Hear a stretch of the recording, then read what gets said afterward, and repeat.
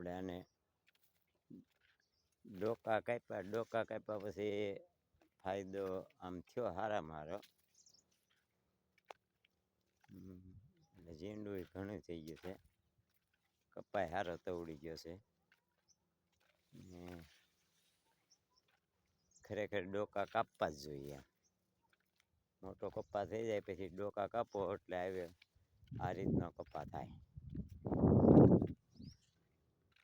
આમાં ઝીંડું ઘણું થઈ ગયું છે, જો છે આ વાડીમાં કપા છે, પણ ડોકા કાપે ને એટલે એને જે તાકાત છે એ ઉપરની તાકાત છે એ ઉપર વહી જતી હોય એ જાય નહીં, અને ઝીંડવું ખરે સાપવું ખરે નહીં. આ અનુભવ મારો ઓણસાલ વધારે થયો.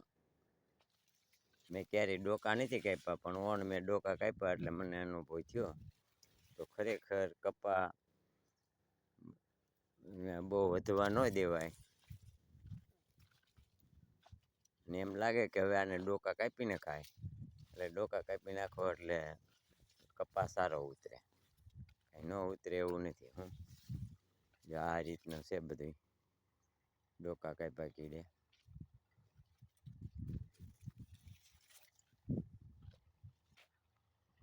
અમારો ઘરે વાડીમાં કપા છે, ને આમ તો મેં 20 વીઘાનો કપાને ડોકા કાપ્યા છે. બધી એક જ બિયારણ છે, બધું 5 જાતનું બિયારણ છે. પણ હવે બિયારણનું નામ તો મને નથી આવડતું, એટલે આપણે કાંઈ કોઈ કંપનીની જાહેરાત નથી કરવાની. પણ આપણે એક છે કે આને માવજત શું કરવી અને શું નહીં, એ હવે આ પછીના જે વિડીયોમાં હું યુટ્યુબ દ્વારા માહિતી આપવાનો છું. અને કઈ રીતની માહિતી કરી, કઈ રીતની માવજત કરી છે, એ પછી બધી માવજતની માહિતી પૂરેપૂરી આપે. અત્યારે તો નહીં, પણ આ કપા જ્યારે પૂરેપૂરો વીણાઈ જાય, પૂરેપૂરું રિઝલ્ટ આવે, અને મને જે કાંઈ અનુભવ થયા છે, અને મેં આમાં ખાતરના પણ અનુભવ કરેલા છે. એટલે અમુક સાહ મૂકેલાય છે, અને એ અનુભવ મેં કર્યા છે, એટલે મને એમાંય રિઝલ્ટ મળ્યું છે. એટલે કયું ખાતર નાખવું કયું નહીં, અને કે સમયે નાખવું, એ ઓણસાલના અનુભવમાં મને પાકો અનુભવ થયો છે. અને 1-2 ખાતર મને પાસ પડ્યા છે, પણ અત્યારે તો એ આગળ નહીં કહી શકું. આ કપાસનો ઉતારો આવે, કઈ રીતનો ઉતારો બે છે, અને ક્યાં ક્યાં કપા વધઘટ ઉતરેલો છે, અને ક્યાં ખાતર નાખ્યું છે, અને ક્યાં ફરક પડ્યો છે, એ પણ હું બતાવવાનો છું.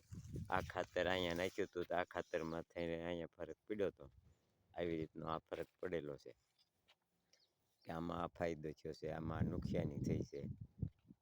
એટલે એ આપણે બધું આ યુટ્યુબ દ્વારા બીજા વિડીયોમાં આપણે માહિતી પૂરેપૂરી આપશું. અત્યારે તો આમાં ઝીંડવા ઘણા થઈ ગયા છે, પણ હજી અગાઉ કાંઈ નક્કી ન કરીએ કે આજે માલ લેવાઈ જાય, માલ ઉતરી જાય પછી ખબર પડે કેવો માલ ઉતર્યો. એટલે એ સારું થઈને આપણે આ વિડીયો અગાઉ ઉતારીએ છીએ, પૂરેપૂરી માહિતી આપણે આપીશું.